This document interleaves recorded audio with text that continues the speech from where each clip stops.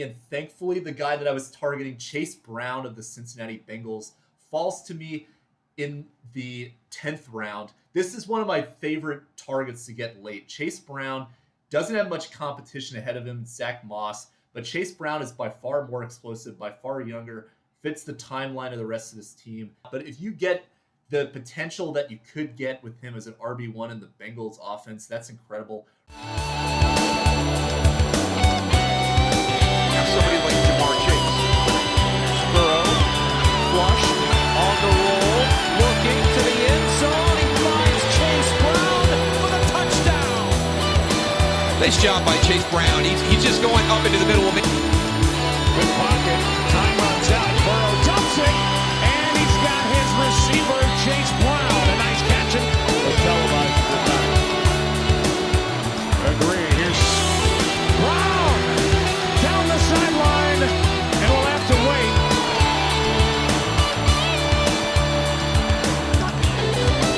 Brown again. Lowers the helmet. Lowers the pads. Driving toward the goal line. Touchdown. It's just been kind of that methodical run game, to bring.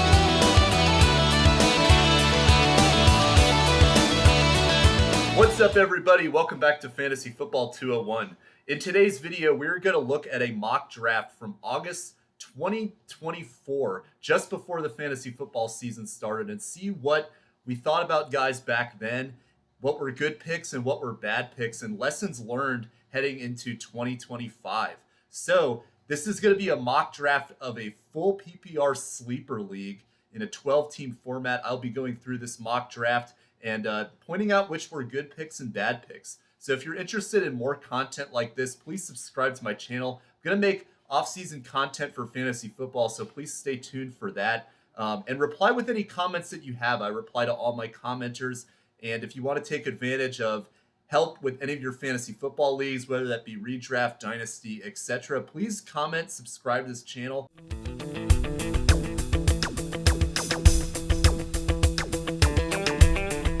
So we'll get started with this video today. We're going to be looking at a mock draft from Sleeper, as you can see here. So in this particular draft, what we're going to do is I'm going to go through kind of like a baseball analogy, I guess. We're going to be going through home runs and strikeouts at each round. That's just the analogy I came up with in my head. We'll do home runs and strikeouts from each round. And like I said, I'm going to talk through some lessons learned at the end. So we will start here with the first round. We have some interesting trends that we noticed back then. If you can recall back on this round, it could kind of jot your memory of some of the things that we were concerned about with some of the players. So Christian McCaffrey was generally the 101, but in this particular mock draft, because this was late August, he was dealing with the Achilles tendonitis, fell a little bit. So the player that was generally going number one, at least in sleeper formats, was CeeDee Lamb. You also saw Tyreek Hill getting some love as well, and even from some teams that like to go running back first, you saw guys like Breece Hall getting drafted 101 in some leagues too. Hopefully you didn't do that, because then that would have been a terrible pick for you. But of all the picks that we saw in the first round, I think one of the biggest things that we underestimated is just the talent of the pure wide receiver ones that in this particular draft went 4th and 5th. I'm talking about Justin Jefferson and Jamarr Chase, who finished as the wide receiver 1 and 2 in full PPR formats. So you remember Jamarr Chase had a contract issue going on. We weren't sure if he was going to take the field. So because of that, that contributed to his slide a little bit. We even saw some mock drafts where he fell even further than this. And then Justin Jefferson, who I think at this time we all knew he's probably number 1 or 2 best wide receiver in the NFL going into the season. A lot of concerns about Sam Darnold as the quarterback.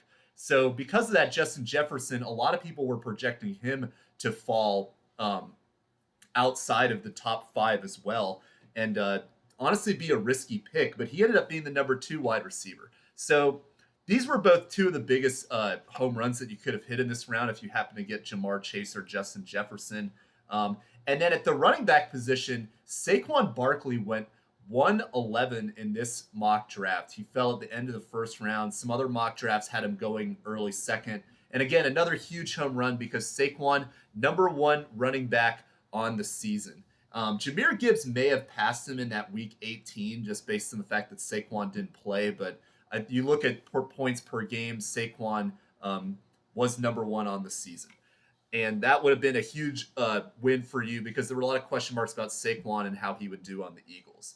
And then another home run that I want to talk is Bijan Robinson. He started off a little slow this season, but then he really got cooking second half of the year and finished as the RB3. So interestingly, the best running backs that you got from this class in the first round here kind of went towards the middle to the end. A lot of the wide receivers that you got earlier on, for example, CeeDee Lamb and Hill, which I'll talk about in a minute, probably should not have gone 1 and 2. If you look back on how this draft should have gone, it should have been Jamar Chase, and then if you were going to take a running back first, it would be Saquon, and then probably Bijan Robinson based on, the relative ADP. Derrick Henry, 3rd round. I think back then nobody was really justifying him as a first round pick. But just interesting looking back on, the players that did really well in the first round and how they weren't really early in this draft. And that takes us to the strikeouts from the first round. And the biggest strikeout was Tyreek Hill. Went 102. And there were actually videos this offseason where I advocated why he should be the second wide receiver taken. That did not age very well. But what I will say is that Tyreek Hill, he finished this season as the wide receiver 18, which is misleading because, one, he played the majority of the season. And so he could have arguably, if he had missed, there were a lot of receivers that missed games. If you're talking about a point per game basis for Tyreek Hill, he was much lower than that, for one. We also saw Tua get injured. That impacted his value quite a bit. But overall, just not worth it at that point in the draft. People that took Tyreek Hill in the first round really had a rough season unless they got some gems late that helped cover that position for them. Other misses were Breece Hall, who finished as the running back 16, despite not really missing that much time due to injury either. And then, I'll give these guys a break, Christian McCaffrey and A.J. Brown, because they dealt with injuries throughout the season. And then Jalen Hurts got injured, so that kind of hurt their value a little bit. But Christian McCaffrey, that one, I think it was justifiable to take him that early, just based on the talent that he had. But obviously he was not able to get through his Achilles injury in a very timely manner. And then now he tore his PCL to end the season. So a lot of question marks about Christian McCaffrey moving forward.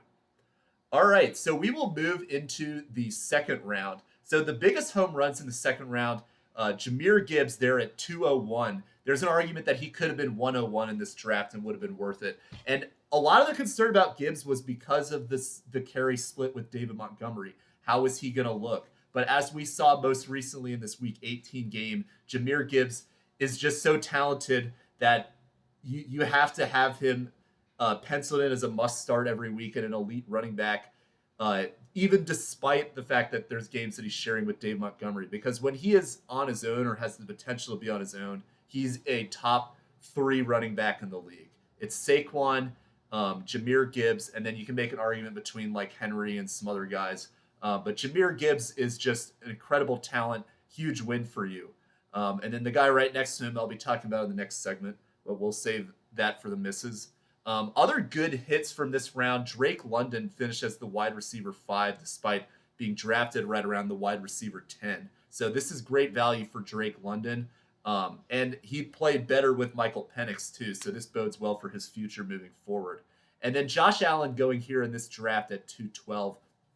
I'm not an advocate for taking quarterbacks early, as I've mentioned several times in draft videos, but I think if there was a quarterback that went this early, Josh Allen would have been worth it. Finished as the quarterback 2 on the season. So if you did take a quarterback here and you got Josh Allen, this is a good range that you could have gotten him in particular in this draft. And then we'll talk some misses as well. The biggest miss in this particular draft, Travis Etienne. This one was pretty rough because, he had a good 2023 season. And for whatever reason, he just could not figure it out. Maybe the offensive line was worse. Tank Bigsby, coaching. A lot of stuff could have impacted why Travis Etienne did poorly. But the bottom line is that he finished the season as the running back 35.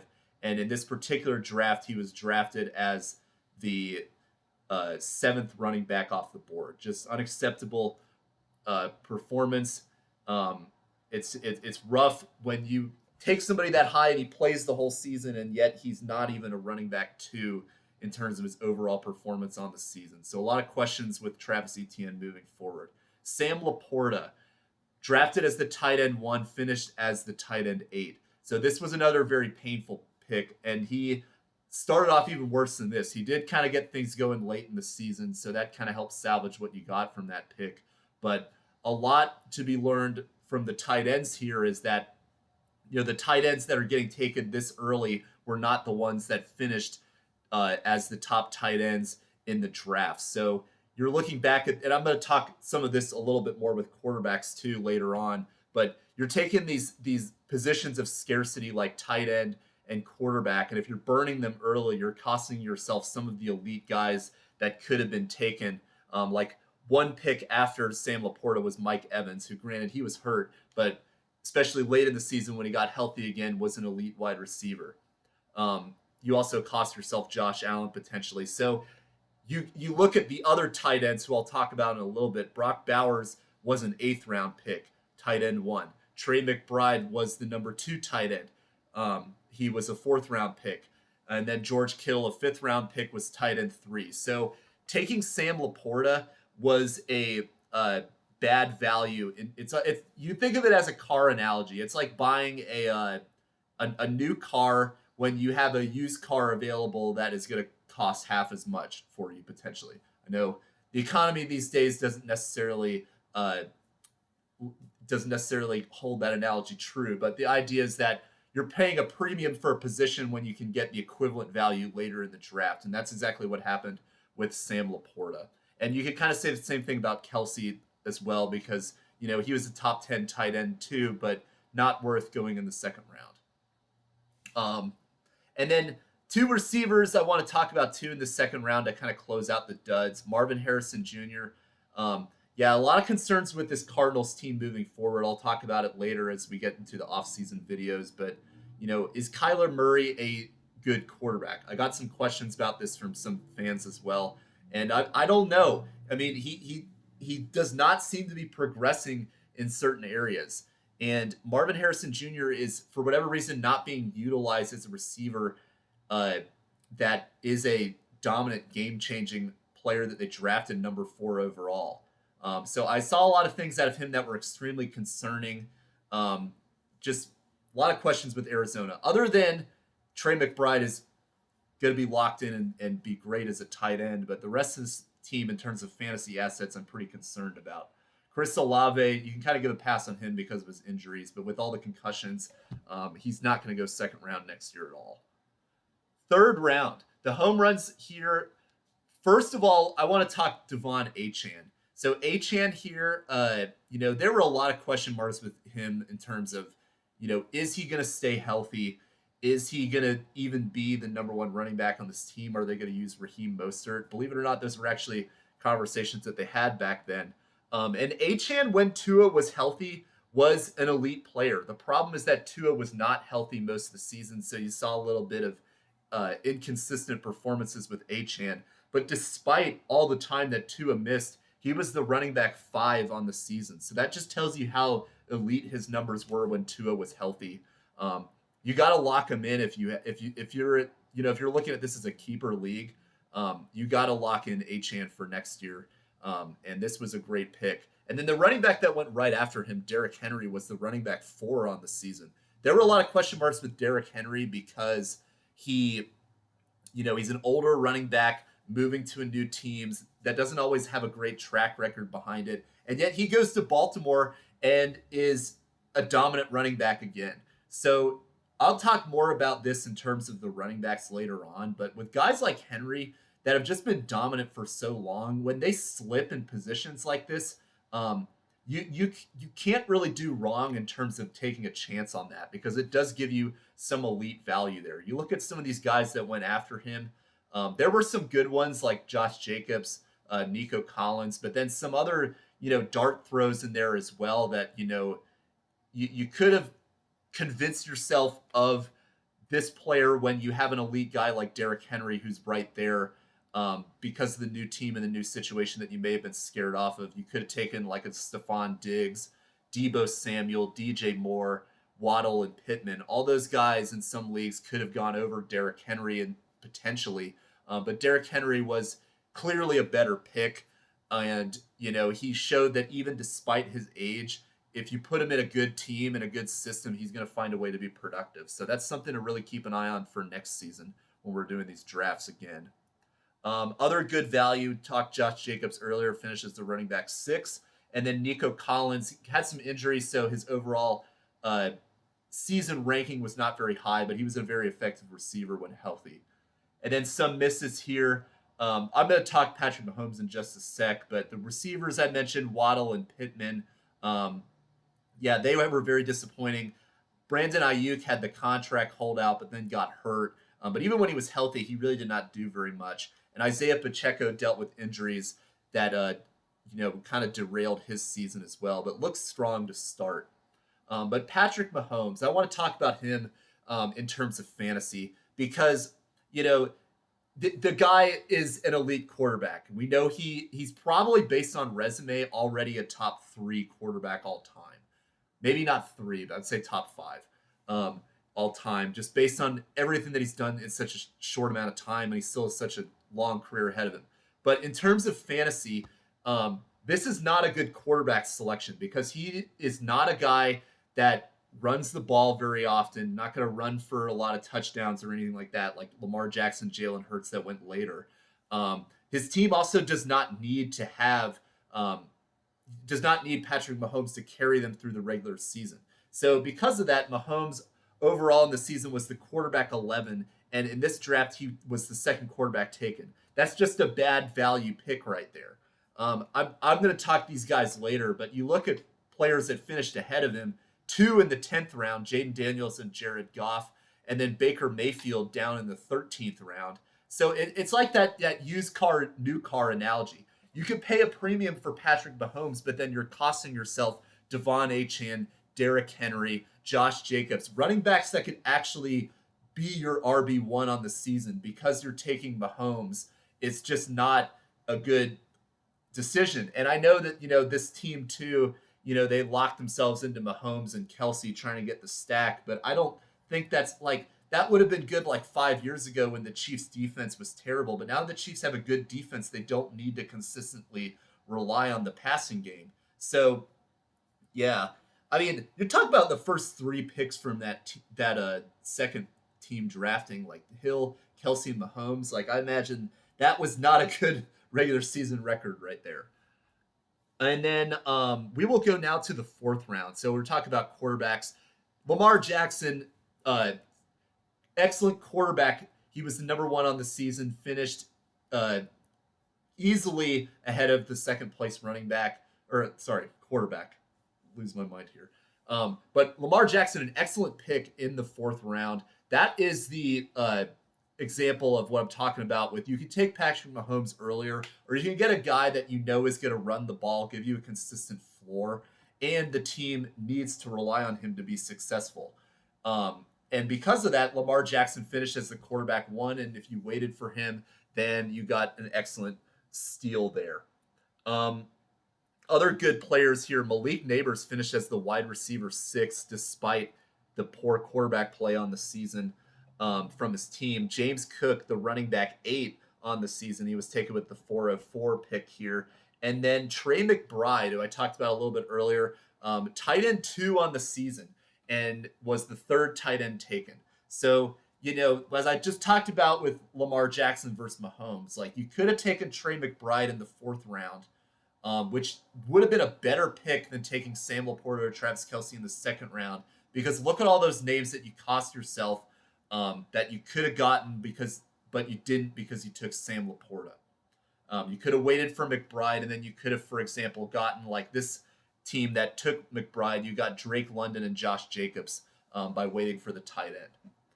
And then some misses I want to talk about. So we talked about Lamar Jackson, good quarterback, But just after him was one of the worst quarterbacks that you could have taken in the draft this season, and that was C.J. Stroud.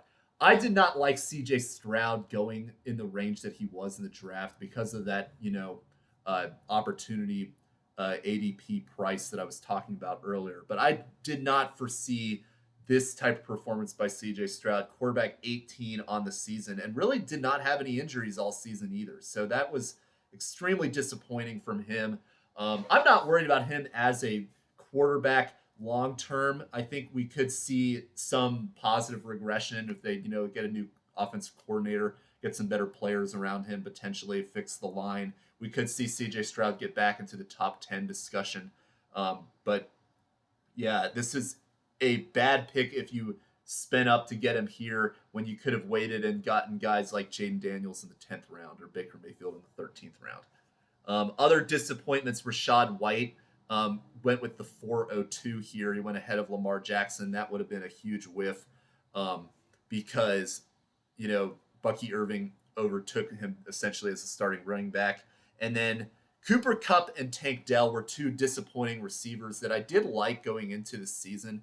Kupp, injuries, but the thing that really concerned me is just how he fell off once Puka got healthy and rolling late in the season, especially in the playoffs. So Cooper Kupp, very concerning to me long term. And then Tank Dell, unfortunately he had a bad knee injury to end the season, but just did not really show signs of consistency this season, was already coming off a pretty devastating offseason injury his rookie year.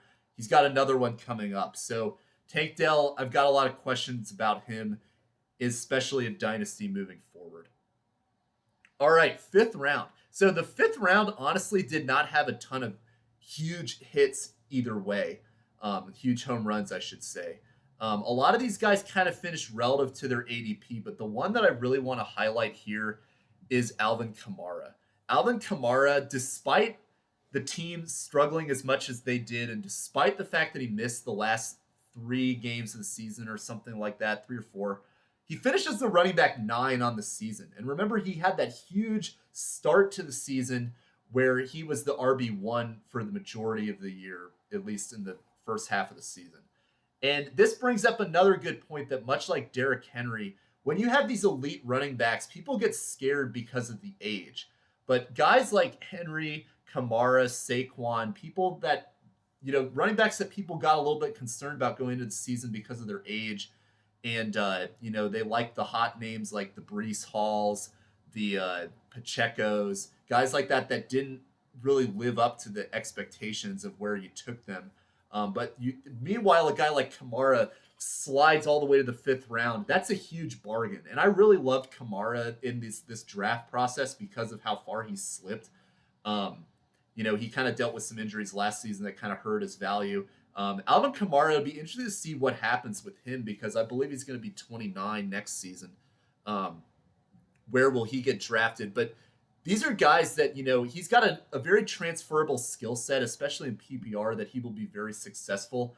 And, he's another guy to target, and I wouldn't really be scared of the age cliff for him either. I think they will find a way to get a better quarterback this offseason. It'd be very interesting to see what happens with him. And then, I guess you can conclude guys like Joe Mixon in this category because of how he started the season, but he really tailed off. So probably 5th round was appropriate for where you got him. Disappointments. There were a lot of disappointments in the 5th round here, and there were a lot of hits and home runs in the 6th round that, you really passed up on some stuff here. And I want to talk Anthony Richardson specifically. This was probably one of the biggest quarterback busts on the season aside from CJ Stroud. You look at him here, he was the 6th quarterback taken. And just in the next round was Joe Burrow, who was the quarterback 3 on the year. Anthony Richardson was the quarterback 25.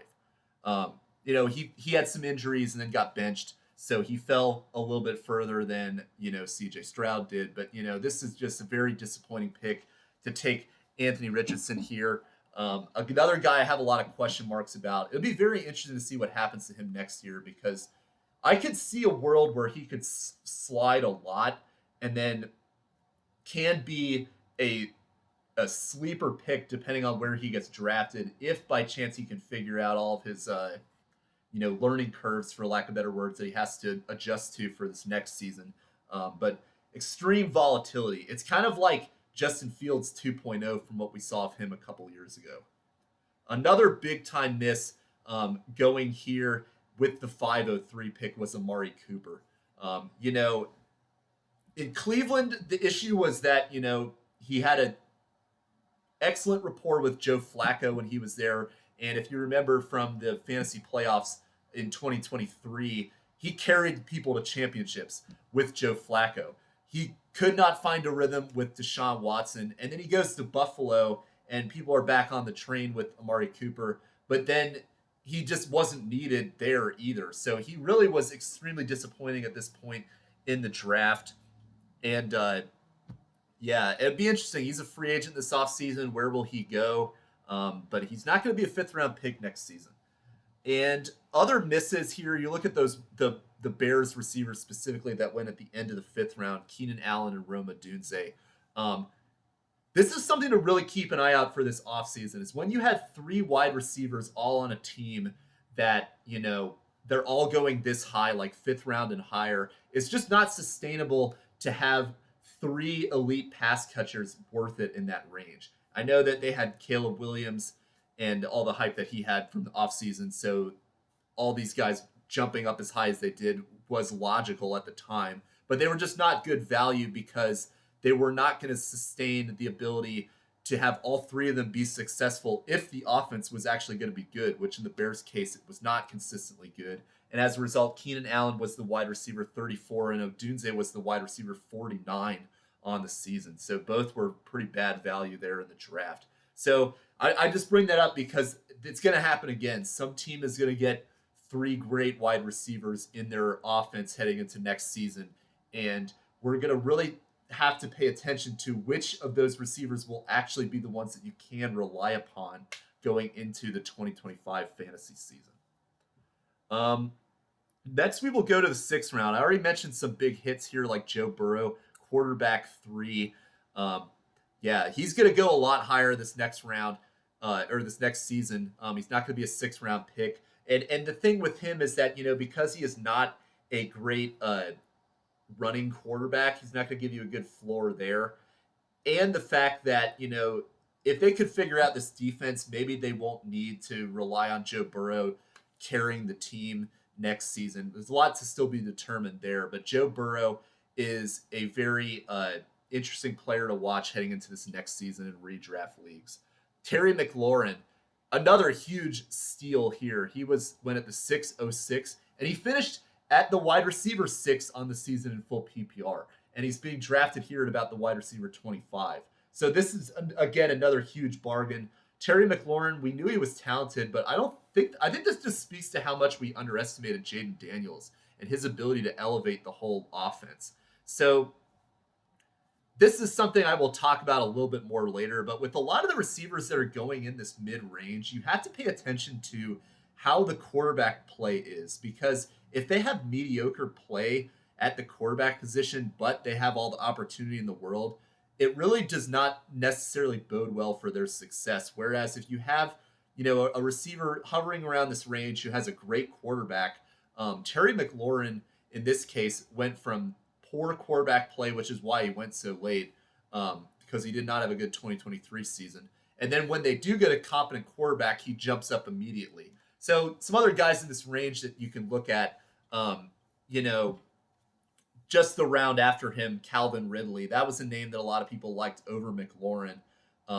But Ridley, on the other, he had Will Levis. So Calvin Ridley, wide receiver 1 on his team. He could get a lot of targets, but the quarterback play was drastically different than what you got in Washington. So just something to keep an eye out for 2025 when you're looking at these wide receivers going in these middle rounds like these. Other good hits, David Montgomery, he had some injuries late in the season, but before he was injured, he was a running back 12 on the year. So you're getting an RB1 basically for a guy that went in the 6th round. Other good hits, Jordan Addison, wide receiver 21, started a little slow and really took off late in the year. So Jordan Addison, a lot of success. And I think that can be attributed to, like McLaurin, better quarterback play with Sam Darnold. misses, strikeouts, Christian Kirk, injuries, but, I really had a lot of questions with Christian Kirk anyway, because I just think he's a very, mid-level player that doesn't give you a ton of elite upside unless he's getting volume, which when they brought in Brian Thomas Jr., you're obviously not getting as much volume. Kyle Pitts, there's no reason why this guy should be getting drafted in the top half of drafts anymore. And I'm sure that he will next year because people are going to be hyped about Michael Penix, but it's just not, I'm not going to be looking at Kyle Pitts at all. And I'm just going to get that out of the way now in January before we get to the draft process in August, is that just don't even think about Kyle Pitts because I'm done with this guy. And then other misses, Jaylen Reed started extremely well, but then was extremely volatile and disappointing to end the season. So I would not be surprised if Green Bay brings in another wide receiver in the draft, and then Jaylen Reed's role is significantly relegated down to, not as many touches for next season. 7th round. So this round, we have to, give our appreciation to two guys that were injured, that if they did not get injured, they would be elite players in fantasy for this past season. And that is Chris Godwin and Rashee Rice. Chris Godwin was the wide receiver 1 for most of the season in the first 6 weeks. I believe he was wide receiver 1 at week 7. But then he had a devastating leg injury that essentially ended his season. And that was sad because he was really clicking with Baker to start this season.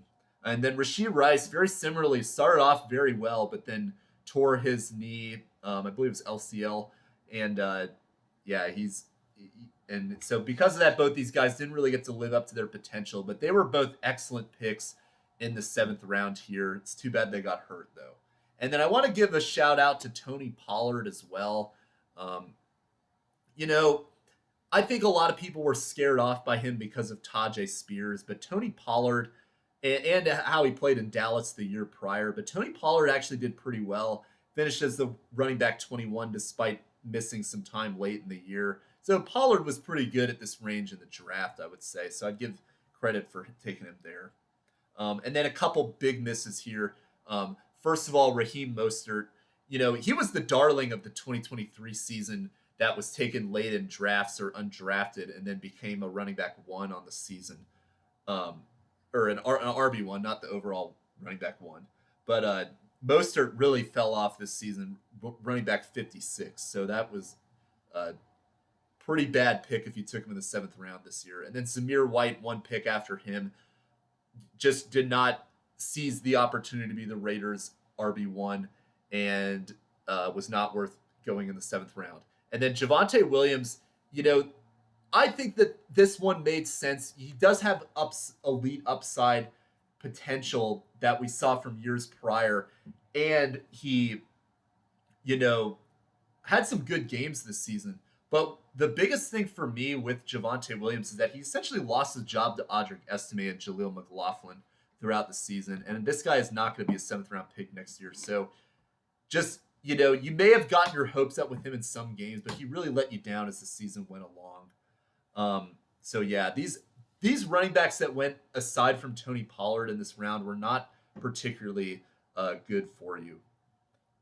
And then next we'll go to the 8th round. We got some rookies that really stood out here. And that is Brock Bowers, tight end 1, and Ladd McConkey, wide receiver 13. He almost cracked the wide receiver 1 category on the season. So congrats to him. And I think these were things that you really have to pay attention to with these rookies is that, Marvin Harrison, you look at him, 2nd round pick. And there was a lot of reason to believe in him because that team needed an elite wide receiver 1. But we all forgot about the Chargers and how they were very much in a very similar situation to Arizona where, they didn't really have a true wide receiver there either. They had lost Keenan Allen and Mike Williams the year before, so they needed a void filled. But because of the fact that you're taking McConkey in the 8th round versus Marvin Harrison in the 2nd round, you can make an argument there that it's already better value to wait to take your rookie wide receiver that you want to take a shot on late, get somebody that's a little more proven earlier on. And it actually proved to be the case. Marvin Harrison on the season, wide receiver 30, Ladd McConkey, wide receiver 13. So another example of waiting to take a chance on these guys based on the draft capital can be worth it. Brock Bowers, on the other hand, he had an opportunity there. I think it's kind of the opposite phenomenon where you want to, at the tight end, like take a chance on some of these elite rookies that go in the first round. Because, like, you look at the guys ahead of him, you've got Evan Ingram, Kyle Pitts, and Njoku, guys that we kind of know who they are for the most part. And, why not take a shot to hit a home run with Brock Bowers instead of a guy like Njoku? Probably would be a better bargain to try to take because there's a better ceiling that you have available to you. And Bowers was already going late at this point in the draft anyway because we weren't really sure, what the quarterback play was going to be like in Las Vegas. But Bowers ended up being the best tight end on the season. And if you got him here in the 8th round, I think you have to be thrilled with that value there. He was definitely one of the best value picks that you could have gotten in fantasy this season.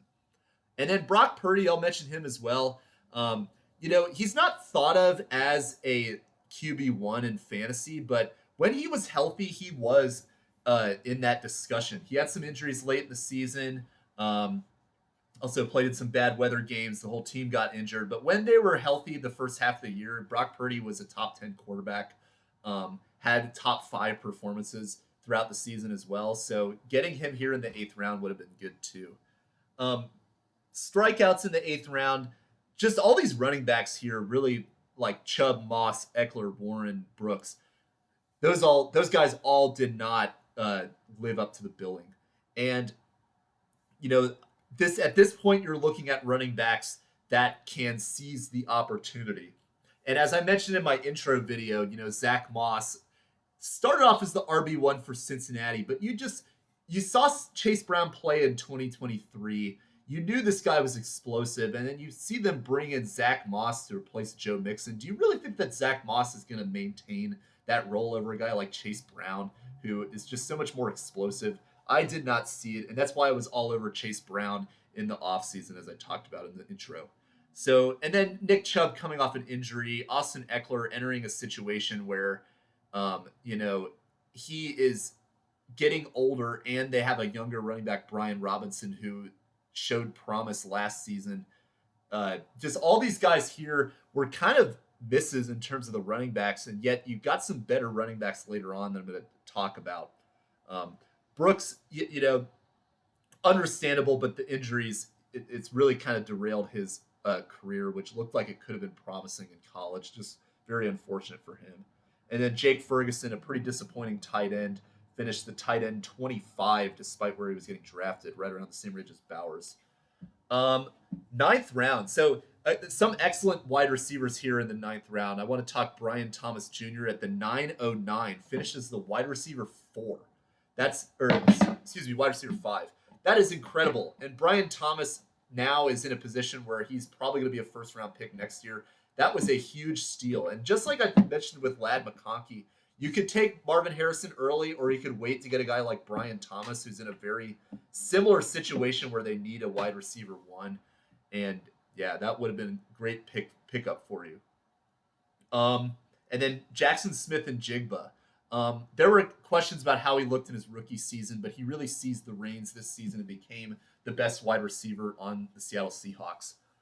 And then Brian Robinson, who I just mentioned with Washington, one of the best starting running backs that people slept on because of the Austin Eckler situation and what the offense would look like with Jaden Daniels. And he dealt with injuries this season, but was a reliable starting running back for most of the season. And to get that in the 9th round is good value for you. Some misses here. Hollywood Brown did not play, so obviously that's kind of disappointing, but he got injured in preseason. Keon Coleman didn't really live up to the billing there as a top wide receiver, and then they brought in Cooper, and that hurt his ability to get touches. And then the 2 running backs taken ahead of Brian Robinson, Tajay Spears and Devin Singletary. Singletary, we could kind of see that coming. Older running back moving into a bad team. Tyrone Tracy was more of the guy that, if you really wanted to take a chance on, that was probably a better deal to make than a guy like Singletary, who's mostly past his prime. And then Tajay Spears. I like Spears, so I was kind of surprised that he did not get a little bit more involved than he did until he did later in the season. This is a guy that I like for 2025. 2024, I think it was a little bit too early for him still. He's just a second-year player. Really interested to see how he does in the 2025 season if they can find a way to get him more touches. And then in the 10th round, we've got some great sleepers here, especially at the quarterback position. Jayden Daniels, 10.08. That is insane that people were able to take Jayden Daniels that late. And you look at this particular draft, Caleb Williams went ahead of him. I think everybody was kind of in on Caleb because of, the number 1 overall pick, but Jayden Daniels really was slept on by a lot of people. There were a lot of people that really liked him because of his rushing ability, but I don't think anybody could have predicted that he would have ended up as a top 5 quarterback on the season. So just shout out to him and anybody who drafted him that late. Jared Goff then too. I think this one is even more surprising just relative to the draft position. We can kind of see a path for Jayden Daniels because of the rushing ability, but Jared Goff running an elite offense in Detroit was the quarterback 6 on the season. So just incredible value there to get Jared Goff at that point of the draft. And then there's some really good receivers and running backs here too. So Chase Brown, I talked about him. Great value there at 10-10. Cortland Sutton finished as a top 15 wide receiver, the number 15 wide receiver actually. He was taken here. And then Jameson Williams, despite injuries and a suspension, was the wide receiver 22. And, I think he's going to be a pretty good value next year. He's going to get taken higher in drafts. And then some misses here. It's kind of crazy that people were actually drafting Gus Edwards ahead of J.K. Dobbins. So I'm going to talk about it in a little bit, but that's apparently how it was. Zeke Elliott, again, Rico Dowdle versus Zeke Elliott. It's that same thing with Zach Moss and Chase Brown. Like, do you really honestly think that Zeke Elliott can regain his form as an elite running back? And the answer is no. The guy's like 30, and he was clearly showing signs of decline in New England last year. So I did not understand this pick, and it would have been an absolute dud if you did draft him there. And then Dalton Schultz going at this point as a tight end was not a good pick either. So now in these last few rounds, I want to talk some home runs and strikeouts, and we'll talk. First, I'm going to go through the tight ends. There's some really good tight ends that went later on. Pat Freiermuth, he's around the tight end, like 15 to 20 in this draft board in terms of his tight end position he was taken in. He finished as the top 10 tight end on the season. Cade Otton went in the second to last round, was a top 15 tight end on the season. So those are both pretty good picks late. Baker Mayfield, 13th round, finished as the number 4 quarterback. So that is excellent value for the last quarterback that went off the board in this draft here on Sleeper. And then some other good picks. You got J.K. Dobbins, who I just talked about not too long ago, was a 13th round pick who became a top RB1 for most of the season. Rico Dowdle. I don't know why I almost said J.K. Dowdle. Rico Dowdle, good second half sleeper who, started off rough, but if you were patient and held on, he would have given you a great starting option for you. That's good value in the 13th round. And then Chuba Hubbard, this is another guy that I talk about, the running backs that we sleep on that are starting running backs are actually better value than some of these guys that, like, look here, like Blake Corum was taken ahead of Chuba Hubbard because, Blake Corum, Michigan guy coming off a championship, maybe he could take over Kyron Williams' position. And in reality, like, people are sleeping on the fact that Chuba Hubbard is the starting running back for the Panthers. And I did not predict that he was going to be as good as he was and be an RB1 for most of the season, but that would have just objectively been a better pick than Blake Corum. And then other guys that did well this season, Jerry Jeudy and Zach Charbonnet are names to mention as well that were pretty hot at certain points of the season. And then misses. So staring me right in the face is Justin Tucker, who was drafted as the second kicker off the board. You know how he finished on the season? He was the kicker 13. And I've been talking about Justin Tucker multiple times. If you want to go back on my channel and watch my kicker videos, I talk frequently about how Justin Tucker is terrible draft value. And just look at the guys taken after him. Chuba Hubbard, Zach Charbonnet, Jerry Jeudy, Khalil Shakir, Rico Dowdle, J.K. Dobbins, Josh Downs, etc., etc., etc. I think we'd all rather have those guys than the 13th kicker on the season. So I say that because he's going to be drafted as a top 5 kicker, probably I'm going to guess number 2. I think people are going to still take Brandon Aubrey over him for this next season. But Justin Tucker, there's going to be some leagues where they take him as the top kicker again. It's just not worth it. And then the even bigger fraud who came a couple picks after him is Evan McPherson, who it was the kicker 29.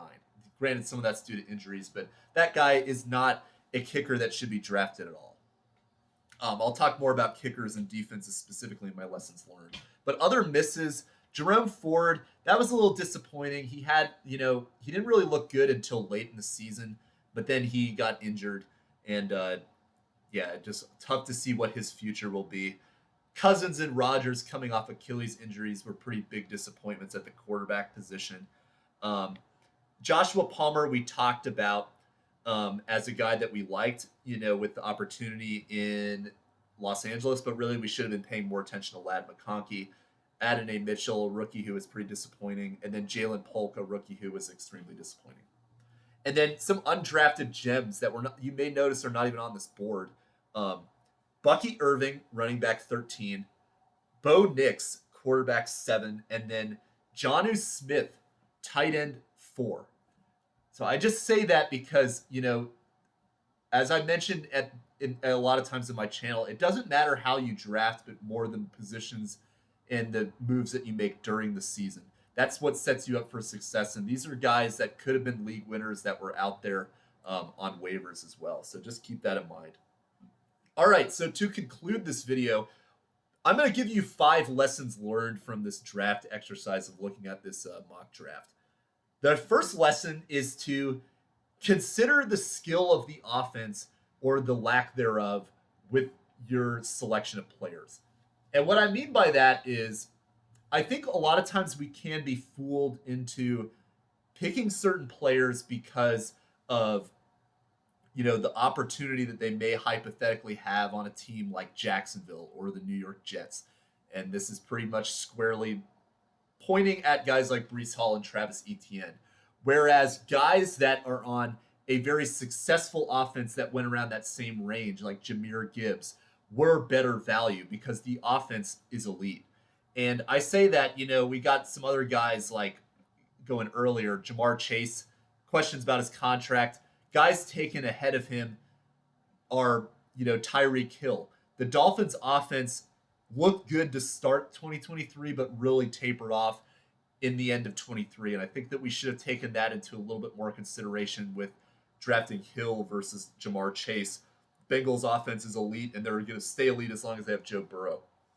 So when you're making these kind of decisions between players, you notice similar trends throughout the draft rounds. Guys that are in offenses that are just purely successful are often better options than guys that may get a lot of volume or may not. Because sometimes you're going with these guys that get a lot of volume, and it can be a good pick, namely guys like Brock Bowers, for example. But if you're looking at guys on the fringe that are a little more in a hypothetical situation plus have a bad quarterback, it's better to go with guys that are just in a better offense and can get some opportunity with that team rather than betting on a hypothetical. So other examples you can kind of look at for this, Chase Brown versus Devin Singletary. Devin Singletary playing on the Giants, pretty bad team. Chase Brown, opportunity to step up on the Cincinnati Bengals, which is an elite offense. You're looking here at the 7th round. You've got guys like Chris Godwin versus Calvin Ridley. So Chris Godwin, is he the wide receiver 1 or is he not? And when he was healthy, he was a wide receiver 1, even with Mike Evans there. Calvin Ridley, though, he was probably the wide receiver 1, but his quarterback is Will Levis. So if you were betting on Will Levis rather than going for Chris Godwin, then you really missed out on an opportunity there. So I say all that to just keep the whole context of the offense in mind. Because if you're on a team where, you got a running back who's getting 20 carries a game, but he's playing on a team that's only going to get 4 wins, it's not going to be as good as a running back that maybe gets 15 carries a game but is on a playoff team.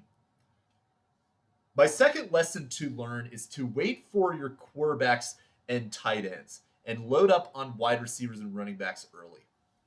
And in this particular draft, you see some pretty clear examples of that early. I already talked about Laporta and Kelsey and how you passed up on Henry, Jacobs, Achane, etc. Those were not good picks for you. And then Patrick Mahomes, kind of the same thing there. He went ahead of all those players I just named as well. So you can get value from those guys late.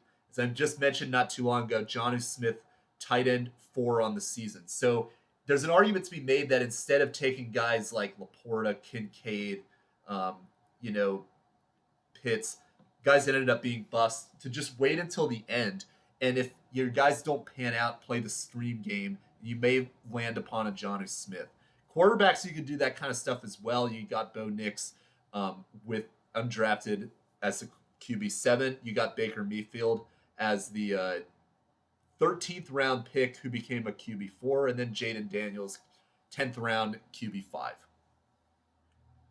And then my third lesson, so a little bit of a difference between running backs and wide receivers. For running backs, I'm looking more for opportunity than necessarily the success of the team. And I know this sounds a little bit contradictory to what I just said, but with running backs, I think a lot of times this is more for those mid to late round running backs. We sleep on the guys that get a starting opportunity. And I think a lot of times we overestimate the handcuff when there's a real chance that they don't play at all. So you're looking at guys like, I mentioned this example earlier with Blake Corum and Chuba Hubbard. So Blake Corum playing behind the Rams, Kyren Williams very successful. Blake Corum was getting drafted by some other teams in case of a Kyren injury, or if Blake Corum just took over Kyren Williams' starting job. But Chuba Hubbard was the starting running back for Carolina. You also look at that team. Jonathan Brooks, who was still being drafted ahead of Hubbard. Brooks was not expected to play for at least the first half of the season. So we sleep on guys like that. Chuba Hubbard had an opportunity right in front of him to take over as a number 1 running back, get a lot of opportunities. So really pay attention to that. There's going to be some teams next season like that, not great teams, like talking guys like Los Angeles, Tennessee, not Los Angeles, Las Vegas, Tennessee, teams like that, their starting running backs may kind of slip through the cracks a little bit, but really can be of great value. So take the whole context of the team into consideration. Don't put a lot of value into the handcuffs necessarily unless it's your own. For wide receivers, though, focus more on the quarterback play than the opportunity that they're getting. That's a very weird way of saying quarterback, but focus on the quarterback play than the opportunity. So, again, that example with Calvin Ridley, very talented wide receiver, but his quarterback was Will Levis.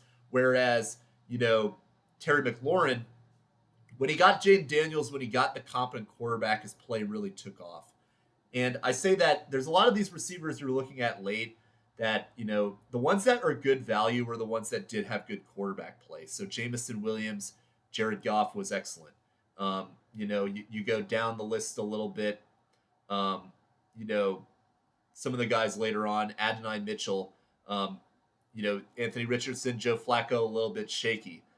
Jerry Jeudy was good for some time when they had Jameis Winston, but when he went to DTR, he really fell off.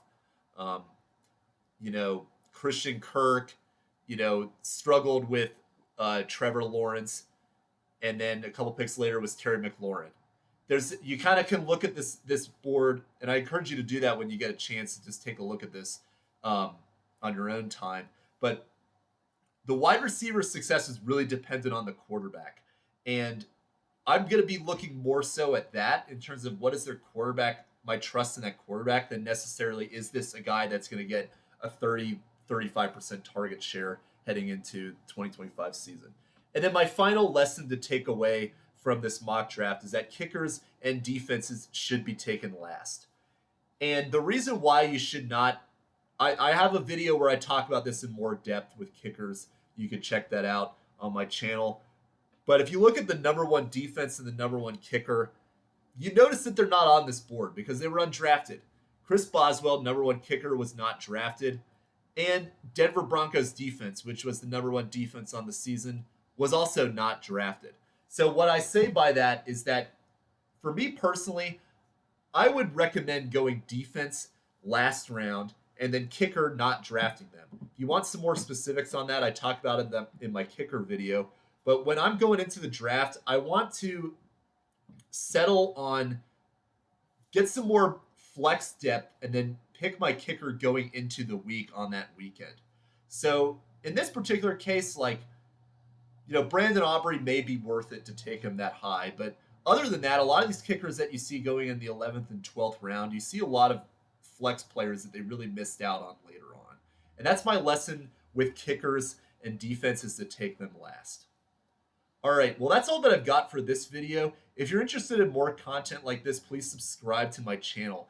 And as a bonus, if you could guess this song that will come up, I'm going to do a little outro video of some of the highlights from the season. And whichever fan can guess that song and comment it, I will shout you out in the next video, and I have a little surprise for you heading into the off season. So pick the song if you know it, comment it, and comment any questions that you have about your team heading into the 2025 season. It's been a great fantasy football season. I've really enjoyed making these videos, and I want to thank all the fans and every one of you who's commented and made this a great experience. So want to thank you for that, and hope you guys have a happy new year and enjoy the playoffs.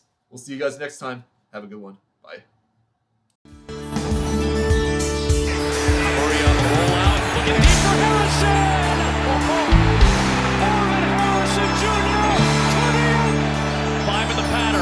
Stepping up, launching it, James again! A 3-touchdown performance! The day of his NFL life! Only got 10 guys on the field. They're down at 7. This one is launched for McBride. He's got it! Touchdown! Touchdown, Terry McLaurin! Flacco pulls it back, puts some air under it. Wide open is Pierce! Massive breakdown! And it's Pierce! Touchdown! Joe Flacco brings them all the way back. Burrow fires, caught, chase. They're trying to chase him down, and they cannot. Touchdown. Drop back. Jaylen looking around, surveying 3 or 4 times. Steps up and fires, and it's caught for the touchdown. 2nd down 9, he's going deep to the end zone. Sutton caught. Touchdown! Cortland Sutton as he beats Jack Jones. 2nd and 6. Rush. Ball knocked out of his hand and ends up in the arms of Guyton. He gets it knocked out by Petrie, and the return for the touchdown by Derrick Barnett.